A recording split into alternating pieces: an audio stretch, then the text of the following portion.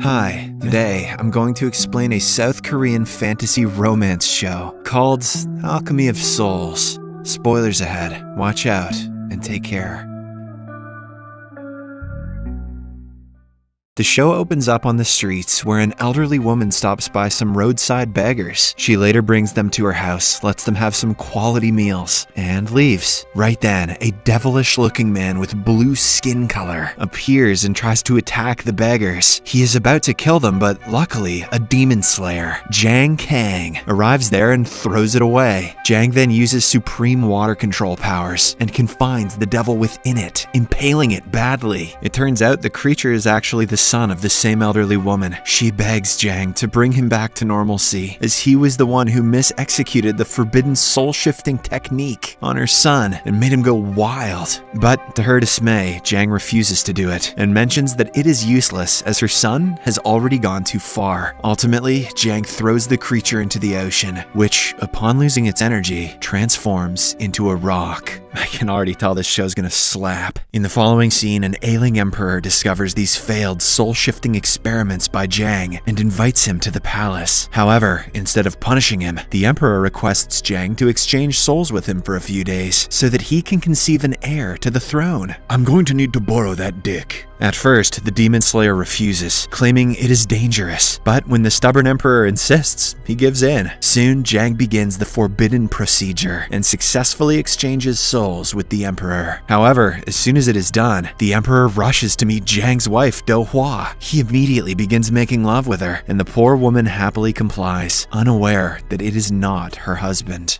Dark. The scene then fast forwards by 20 years where we are introduced to Naksu, a skilled assassin who has been killing mages. She fights with Park Jin, the leader of the Park family, one of the top 4 families in the city of Daiho. Naksu manages to defeat a large number of soldiers alone, but she is ultimately overpowered by Park Jin, who injures her with his sword. Left with no options, she flees the battlefield and quickly transforms her soul into a different body. Soon, Park Jin also arrives, and when he finds out that Naksu is interchanged bodies, he is livid. Nonetheless, he takes her body and her sword, hoping she will return for them. Elsewhere, Naksu has possessed the body of a girl named Mudiok. It turns out she is a blind girl who is about to be sold to a brothel. However, after the switch, Naksu has retained some of her qualities, because of which she is able to see clearly. Later, when she is brought to the brothel, a senior female approaches her and makes her aware of the 4 seasons of Daiho. It turns out that a group of 4 talented and appealing offspring of the 4 prestigious families, the Park family, the Seo family, the Jin family, and the Jang family, represent 4 different seasons in Daiho. After hearing this, Naksu remembers that these are the very descendants of the people who had killed her parents when she was a child, a murder that she witnessed. Later, Naksu tries to flee the brothel, and on the way, she stumbles upon one of the princes of the place, Jang Uk. Despite being the son of Jang Kang, he is alluded to be the offspring of his mother's extramarital relationship. When Naksu attempts to rob him of his money, Jang Uk convinces her into stealing his jade plaque instead, and allows her to flee. As she runs away, Jang Uk seems impressed by her moves, and guesses her to be the real Naksu. Elsewhere, the group for which Naksu previously worked as an assassin wants to remove all of her traces so that no one can ever relate them with Naksu. In the following scene, Naksu visits the market to sell the plaque that she got from Jang Uk. Right then, she notices Seo Yul, prince of the Seo family, and remembers that he is the one to whom she gifted her bird whistle during their young age. At the buyer's shop, suddenly, a few guards from the Jang family arrive and capture her. Afterward, Naksu is brought back to Jang Uk's place, where he reveals that he has purchased her from the brothel. He now intends to use her as his personal maid. Having no other options left, Naksu agrees to follow Jang Uk's orders. Later, she discovers that Jang Uk has a plaque that she can use to enter Songrim, a secret place where mages and royals train magical spells and improve their skills. Naksu is well aware that she needs to gain back her powers before entering the place. Yet, she makes the decision to enter Songrim discreetly, hoping that her sword will help her regain some of her powers. Later at night, after Jang Uk falls asleep, Naksu steals his plaque and runs to Songrim. Soon, Jang-uk also opens his eyes, and it appears as if he was well aware of what's happening. Meanwhile, Naksu enters Songrim to get her sword back, but finds the place being attacked by a group of shadow assassins. They light a fire in the training center and attack the guards. Naksu watches from afar as the Four Seasons soldiers stave off the assassins, which appear to have been sent by a guy in a black cloak who worked as Naksu's superior. While the two groups are fighting, Naksu runs toward Gyeongjinggak, a training center where mages and people of Songrim are trained. Here, she gets to know that the assassins have been sent by her superior to get hold of these items. Meanwhile, after realizing that the fire in the training center is simply a diversion, Park Jin, the leader of Songrim, rushes to Gyeongjinggak. However, to his shock, Naksu's body and sword have already been stolen by the shadow attackers. He then urges everyone to look for the invaders and capture them before they manage to flee. While looking around, Seo Yul spots Naksu and begins chasing after her. He is about to catch up to her when suddenly, Jang-uk steps in to save her day. He pulls her to a safer place and under the moonlight, observes a distinctive pattern in Naksu's eyes. Looking at her,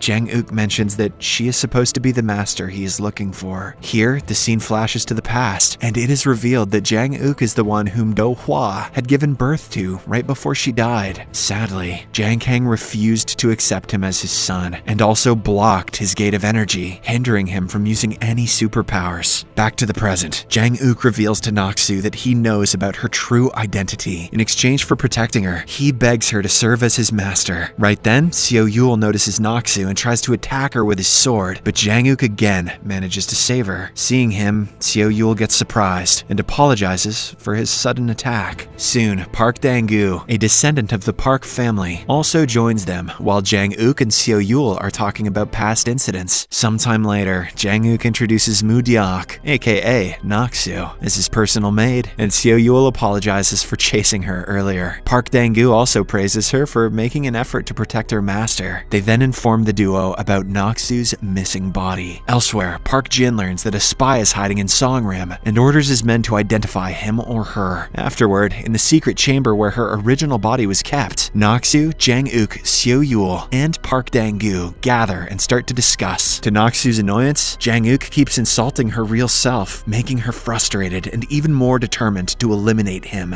Soon after, the two are left alone. Jang-uk coerces her to reveal her true identity, and she admits that she is Naksu. In turn, she asks him about his motivation for assisting her. Jang-uk says that he wants her to serve as his master. Surprisingly, Naksu declines his offer, compelling Jang-uk to use a hidden device to confine themselves inside Gyeongjinggak. He then warns Naksu that if she kills him, soldiers of Songrim will find her when they open the chamber. But if she accepts his offer to be his master, he can protect her from getting killed. Later, after describing how weak she has become due to the soul shifting, Naksu informs Jang-uk that she needs to find her sword to regain her powers. She also mentions that she will need her sword to open his energy gate, which was closed years ago. Hearing this, Jang-uk asserts that they can't attempt to open the locks until the closing mechanism ends. This infuriates Naksu, and she tries to strike Jang-uk, but in the process, she unknowingly steps on a floor switch, causing the floor to collapse. Later, the two manage to escape the secret room, only to be taken to the training center where Park Jin has requested everyone to gather. They also meet Park Dang-gu there, who tells them that Park Jin has assembled them there to look for Naksu's men, who are believed to be responsible for the attack. According to Park Jin, there is a soul-shifting traitor among them who will be exposed with the aid of the Jin family's ghost. As soon as he says so, a princess from the Jin family arrives with a strange vessel and unleashes the sorcery-detecting ghost named Sapsali Gwingu. It slowly flies out from the antique pottery and starts to look around, taking on the shape of an animal. Just as Jang-uk and Naksu anticipate an attack from it, Guigu leaps upon another soul shifter behind them. The latter tries to escape, but Seo Yul easily finishes him off with a single strike. Meanwhile, Naksu views this as a chance to escape, but when Guigu returns to assault her, she is caught by Jang-uk. After directing her to flee, Jang-uk himself dashes back to the training facility and smashes the priceless pottery, eliminating Guigu and therefore rescuing Naksu. Naksu. However, because of this, Park Jin and the family reprimand him. Jang-uk is then given the punishment to stay outside for the night. During this time, Naksu visits the brothel and purchases some explosives from the owner. In exchange, she trades Jang-uk's Songrim spirit plaque that she had been carrying around. The scene then switches to the men's meeting site in Donju, where the leader pledges to transform everyone who brought Naksu's body to them into soul shifters. But as soon as the leader leaves the room, his men kill everyone who helped in bringing Naksu there. The leader is revealed to be a powerful chief named Jinmu. Following the massacre, everyone in the area starts believing that Jinmu is the one who brought Naksu and her men's bodies back to the palace. At the palace, for his brave act, the emperor tries to appoint Jinmu as the Guanju, the leader of the soldiers, but the Songrim members oppose it. They believe that since Jang Kang is still the Guanju, the decision is baseless. The emperor then alters the prize for Jinmu and fulfills his request to publicly burn Naksu's corpse while retaining her sword at Qianbuguan, a place which is used to keep valuable items of royal families safely. Later, when Jang-uk gets to know about this, he goes to meet Jinmu to get Naksu's sword. At first, the latter refuses to comply, but when Jang-uk mentions that he is the son of the current Guanju, Jinmu quietly hands the sword over. Meanwhile, Naksu makes her way to the place where her real body is being set on fire. This devastates Naksu, but when Jang-uk approaches her with her sword, she cheers up a bit. The two then move to a different location where Naksu tries to unsheath her sword but fails. Seeing this, Jang-uk berates her, saying that she is not qualified enough to be his master. Disappointed that she has become a total failure, Naksu leaves to commit the unthinkable. Later, she goes to the edge of Lake Gyeongcheon-daeho and remembers Jinmu calling it the cemetery of soul shifters. Naksu then dives into the water, and as soon as she reaches the depths, she feels energized. This time she successfully takes her sword out of its sheath. Soon after, Jang-uk also arrives there and is surprised to see Naksu by the lake with her blade unsheathed. He rushes to check up on her, but Naksu abruptly passes out. In Sejukwan, the official infirmary of the royals and the mages, Naksu awakens and tries to draw her sword, but fails. She then learns from Jang-uk that it was the lake which allowed her to draw the sword. There is a magical strength inside the waters, which cannot be found anywhere else. Hearing this, Naksu realizes that she requires a powerful person to drive the energy out of her. So, she devises a new strategy. At night, while the two are conversing, Jang-uk drinks a cup of herbal tea. As soon as he does so, Naksu reveals that she has actually poisoned the drink, and the only way to bring him out of the poison's effect is by opening the gate of energy. Right then, Park Jin and his senior arrive at the scene, and seeing Jang-uk in pain, they rush to help. Naksu tells them about the poison, and the fact that Jang-uk has only 6 hours left until his heart stops. She also reveals that the only way to rescue him is by opening his gate of energy. Sounds like a euphemism, Naksu. What are you playing at? However, Park Jin is only interested in knowing the name of the poison she fed to his friend. When she remains silent, he takes Naksu away and punishes her brutally. But despite this, she remains tight-lipped, leaving them with no option but to open his gate of energy. Sometime later, Hyo-yam, the senior of the Jang family, approaches Jang-uk and unlocks his gate of energy to save him. The procedure works, and he slowly regains consciousness. Surprisingly, when he learns that Naksu is being kept hostage for poisoning him, he rushes to save her. He quickly unties the ropes from Naksu's hands and legs, and they both finally address each other as master and pupil. Poison me again, mommy. The scene then flashes back to the past when Park Jin questions Jang Kang regarding his son's origins and the rationale behind shutting down his energy gates. Jang Kang responds by saying he is doing so to safeguard the child from being ill-treated and to free him from extra pressure. Back to the present, Jang-uk brings Naksu back to the shelter, and when he sees Park Jin, he starts apologizing. He lies that he poisoned himself and begs for his approval to take Naksu to Sejukwan to have her wounds treated. As expected, Park Jin gets enraged, but Seo Yul and Park Dang-gu calm him down and somehow convince him to let the duo receive treatment. After this, as Jang-uk is trying to assist Naksu to her feet, he notices a blue mark developing in her eyes. Fearing that she will be exposed, he quickly covers her eyes. After a while, with the help of Seo Yul and Park Dang-gu, they leave for Sejukwan. Afterward, we see Master Hyo-yam and Park Jin debating the earlier incident. Hyo-yam admits that in order to speed up Jang-uk's recovery, he gave him his own energy, which is worth 10 years. This surprises Park Jin, and he requests Hyo-yam to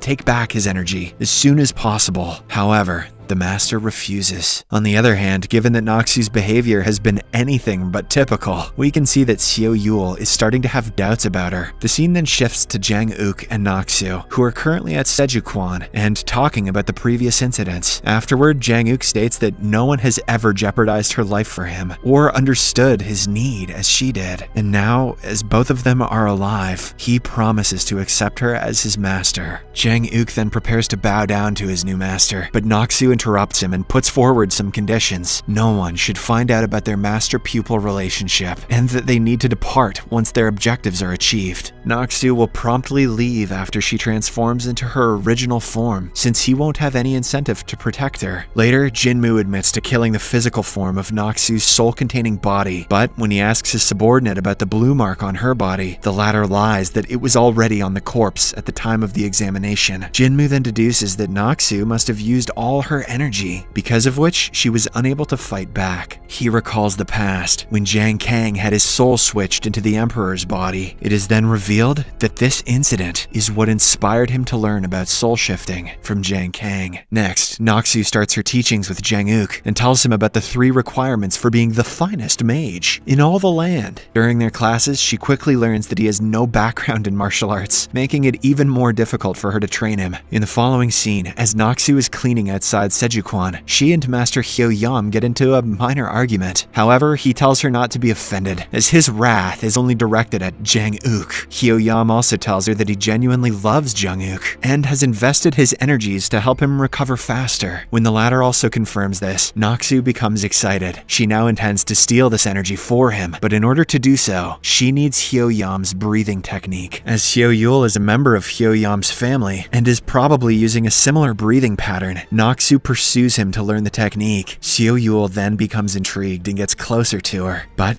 as he is about to explain his breathing pattern, Jang Uk arrives there and ruins the whole setup. He then reveals to Noxu that he has already managed to acquire the breathing skill from Hyo Yam and is currently practicing it. Later, a new character, the Crown Prince of Daiho, Go Wan, is introduced. He is revealed to be Jinmu's student, and the latter informs him that Jang Uk has taken Noxu's sword, despite the fact that the Emperor gave it to him. Hearing this, Go Wan gets angry at Jinmu and criticizes him. Ha! Go on with your bad self. Later, Park Jin calls Jang Uk up to the main hall and announces his expulsion from the Songram group, making everyone surprised. When Jang Uk doesn't return the spirit plaque, he is subsequently given a severe punishment of 100 floggings. After this, Jang Uk and Noxu can be seen leaving Songram, carrying their personal belongings. In a flashback, Park Jin's motivation was made clear when Jiang Kang revealed to him that Jang Uk is actually the late Emperor's offspring. Now, the only way to protect him from being the new Emperor is by never allowing him to enter his gates. The episode ends with Jiang Kang stating that Jang Uk can survive if he quietly lives as his son, but if he doesn't, death is imminent. Subscribe for more videos like this, turn on notifications, and leave a like to help the channel out. Thank you for watching.